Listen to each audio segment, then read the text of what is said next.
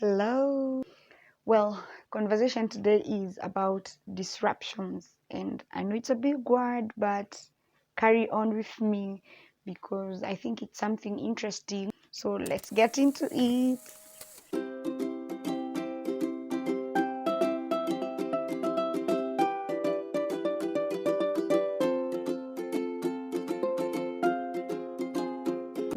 Hi, I am back. This is Lokaremi. For those that are new here, I am excited to have you here, but I'm more excited to be back. But if I'm really honest, the break was necessary. I hope you are excited to start this new year. For me, I'm feeling still a bit festive, clearly, with the red and everything. But that just goes to say that I had a really good end of year. So in this new year, I am hopeful for newer things, for beautiful things, transitions, new people, new faces, new connections, and all the beautiful stuff that God has to offer. So as we begin this year, I hope you are ready. Well, maybe it's gonna take some time for you to be ready, but I hope you are getting ready for what the year will look like. And I guess that's why I'm here, and I have something new. And I guess for me, it's a bit interesting because to begin the new year with such a topic as this feels a bit, wait a minute, God, are you planning to sneak up on me or something? Like that thing that has been going through social media that I gotta call God and make sure I'm not like on his strongest soldiers for 2023. But yeah, I guess we go where God takes us, yeah? So let's get into it. Well, conversation today is about disruptions, and I know it's a big word, but carry on with me because I think it's something interesting. At least for me, going into 2023, this word, I don't know, it's something I've been thinking about. So maybe let me drag you through my thought process, and maybe we can get a lesson or two from here. Yeah. Yeah. It's a big word, to be honest, because then it means something was flowing smoothly, something was working supposedly as it should, and then something came in between and disrupted the flow. And such a word is something we'd like to ignore or step aside from in the Christian community, because who likes to be uncomfortable? At least I know I love my comfort a bit too much. And anytime someone mentions anything to do with disruptions, then it points to me pausing, putting a pause into what I was doing, or taking a detour and pursuing a different path that I didn't quite envision for myself. But really, is there anything you truly envision for yourself that sticks to the plan, unless it's initiated by God? That is, if I feel like on this side of eternity, anything you begin, God just has a way of disrupting you in the middle of it. And today I want us to focus on one of my favorite Bible stories, and I've been thinking through it over and over, and I shared part of it with my dad, having a conversation and making him see how God must actually be very keen in our lives, so keen that he knows the best moments to disrupt. Yeah. So the story I'm referencing is that of Moses back in Exodus. And if you know a thing about the story, then you know Moses is one of those people whose birth to death has God all over it, as in the way he survived during birth and the way he died, everything in between, all of it. His life was all God. And that's what makes it one of my favorite Bible stories. And I am going to start this story from when Moses was a grown man. He was around 40 or about there. He was a grown man. And he killed someone. He's still in Egypt, and he's raised as royalty, but then also raised as God's people. He's Hebrew. the Hebrew Jew. He's those people. He's the Israelites innately, but then he's also raised as a prince. Everything about Moses' life was intentional, and so it happens that this thing that Moses was created to do on earth starts to beckon at him at a very early age. And it should have been clear for him because the way he was raised up is quite unique. And it's more like having two families, one that's royalty and the other that is quite poor. I would love to think that Moses had been having this contest in his mind, what am I supposed to do? Am I supposed to be an Egyptian, or a Hebrew? How do I balance all these things? And all that came to a test when he met people fighting, and he had to pick a side. The thing I know about life is that one way or another you will have to pick a side. You may not have to pick a side right away. It may take a while, but one time in your life itself will force you to pick a side. You cannot be light and darkness. You are not a zebra. You have to choose white or black. You have to choose light or darkness. And I think for Moses it came to that point where he really had to choose, am I gonna be royalty here on earth, or royalty with like God himself, be in the kingdom of God and all that. And clearly Moses made a wise decision, but was it so wise in that moment? I don't think so, because the choice he made, he sided with the Hebrews and ended up killing the Egyptian guy. And all was good because he managed to cover up the death. But was it really, so it's like a movie. Was it really? I mean, you have covered your tracks, but have you really covered your tracks? And so after that, there's another incident, and these people, they start saying, you want to do us the way you did the other guy. We know you be a killer and all those things, and we know which side you really are on.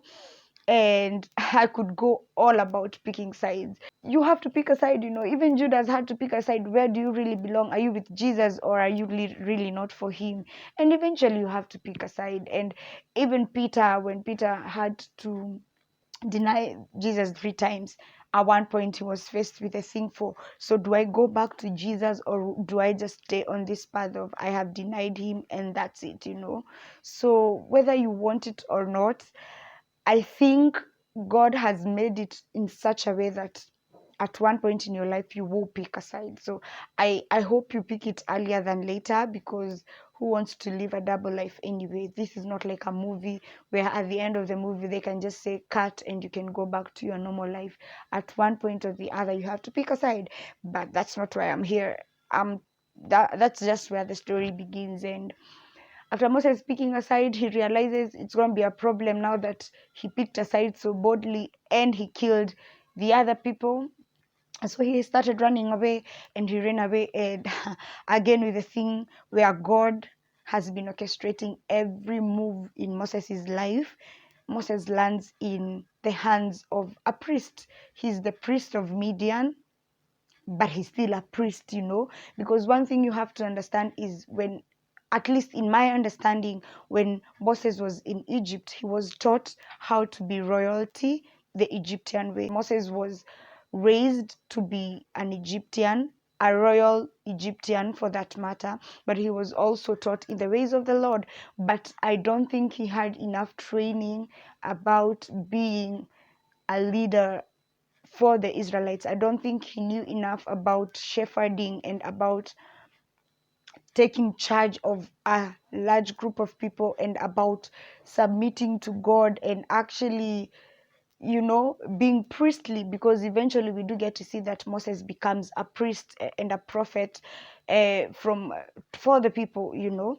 And so it is crucial to understand that even this space where Moses runs away and meets another family, it is not by accident. He meets the right people. He meets Jethro, the priest, someone who will teach him how to be priestly, how to lead, how to shepherd. He actually becomes a shepherd to actual animals that belongs to this priest of Midian.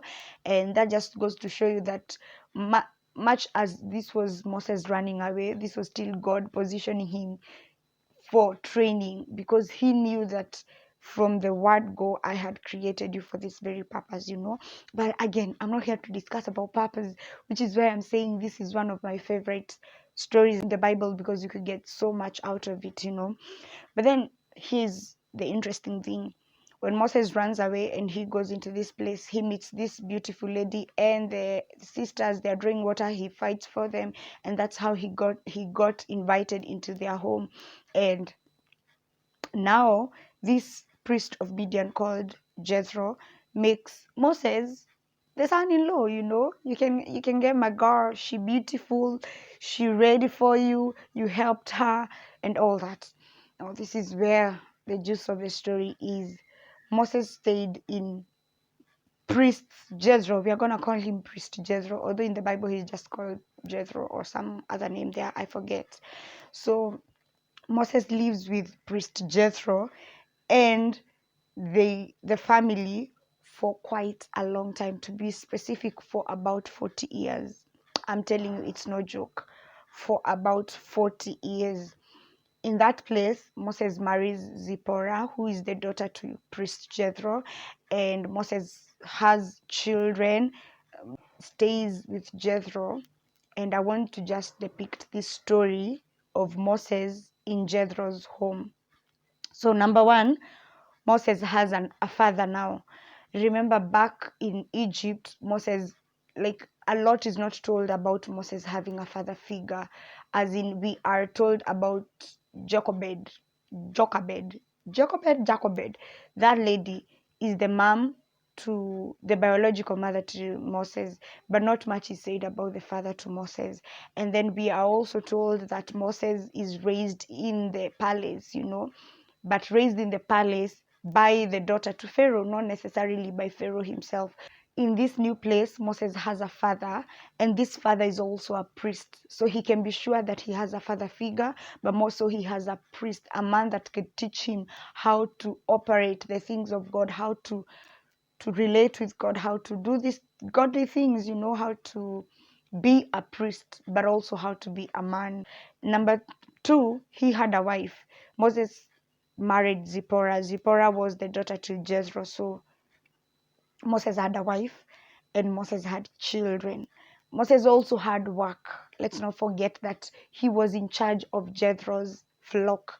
He was the one shepherding them, taking them out, feeding them, bringing them back home, taking them out every other day. So you can see how Moses had already settled into this perfect kind of life where you have everything you'd ever want. You have a wife, you have a family, you have a home, you have people that love you, people that expect you to come home, you have something to do, what seems like purpose, and you are also still being trained in the ways of God. I would hope, because Jethro was a priest and things were looking quite good.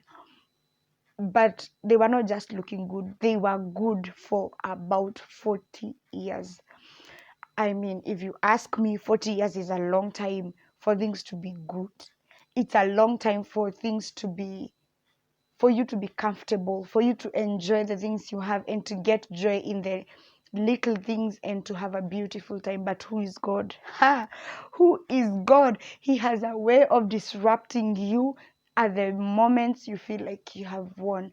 And of course, if you read through scripture, 40 is a significant number in the Bible, but I'm not going to go into numerology or whatever they call it. I'm not going to go into what 40 means and what the number would have meant. What I mean to say is that for 40 years, Moses was enjoying his life. Woo! Moses had won. Moses had figured out purpose. Moses had figured out marriage and lineage and all those things, and he was going strong. In fact, as far as he is concerned, he probably forgot everything about the things he used to do in Egypt and about the person he used to be back then. He was royalty, but he left as a murderer. He forgot all that and he began a completely new life. But then God disrupted his plans. I mean, if you don't know anything about the disruption of Moses, life, I'd encourage you to go read the book of Exodus. It's a pretty interesting story. There's a lot of good stuff in there. But the reality is, after 40 years of what looked comfortable to Moses, God was getting ready to disrupt his life, something that would be a permanent thing. Now, fast forward, Moses sees the burning bush. Moses says yes to the call. After a lot of nudging, he goes back to Egypt. He gets the Israelites out of Egypt, and they walk through the wilderness for quite a while. It's about 40 years. So when I'm telling you that God was quite particular about 40 for Moses, it's more like his life was divided into 3 40s. The first 40 was him being raised in Egypt, knowing the ways of the land, how Pharaoh functions, how the palace works, and also being being trained in the things of the Hebrew life, the Israelites' cultures, and all these things being taught in that way. And then the next 40 years was him being a man, him just being a man, him being married and having children and having a life that has nothing to do with anyone else other than himself.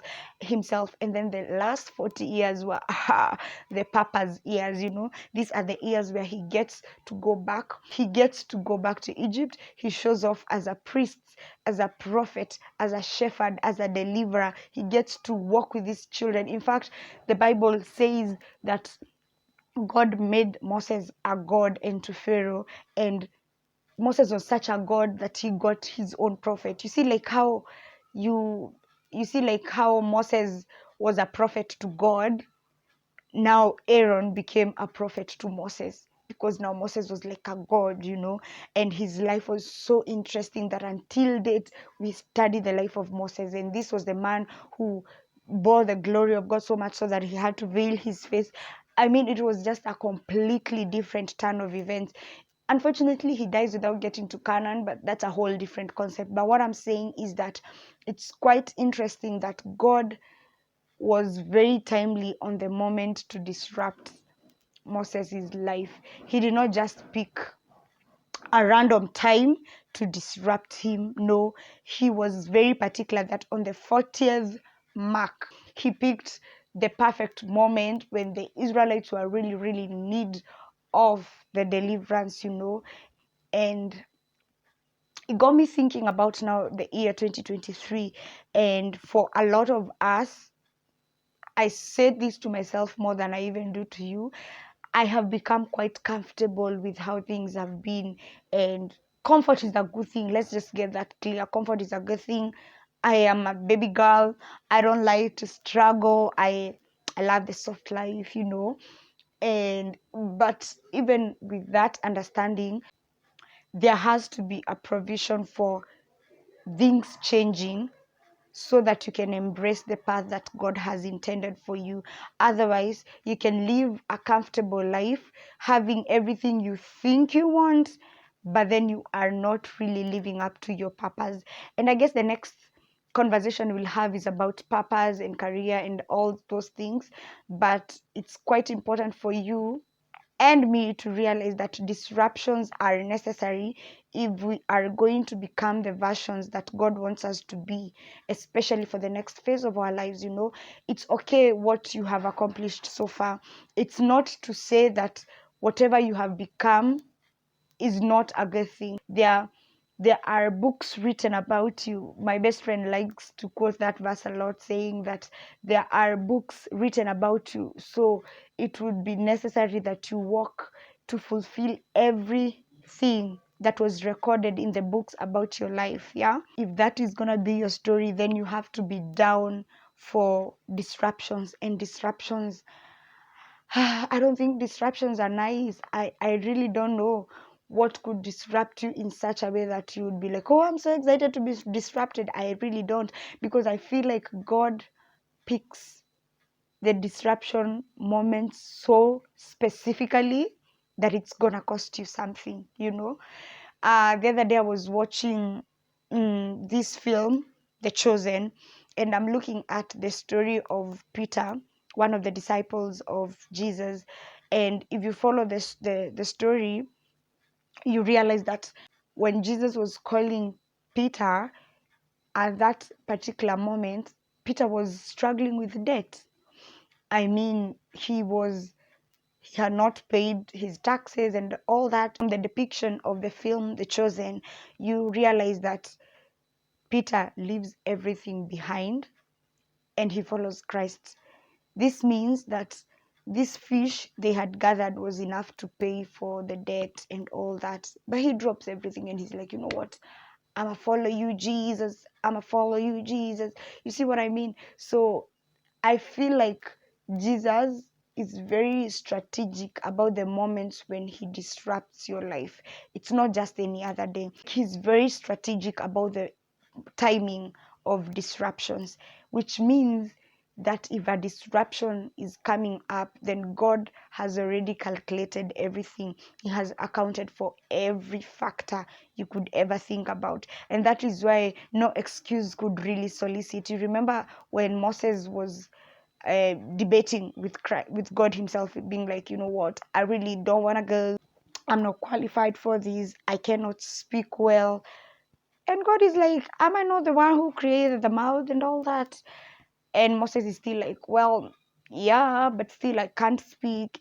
And God was like, imagine even that I accounted for, because if you would look up, you will see there comes your brother. He'll be approaching. He will be your mouthpiece. You will be God unto Pharaoh, and Aaron will be your prophet. Imagine that. So there's no literal excuse that you could give that would suffice when God begins to disrupt your life. I am telling you, he will come and he will want to make big changes in your life, and then you'll be like, you know, God, I don't have money. And then he's like, well, I accounted for that.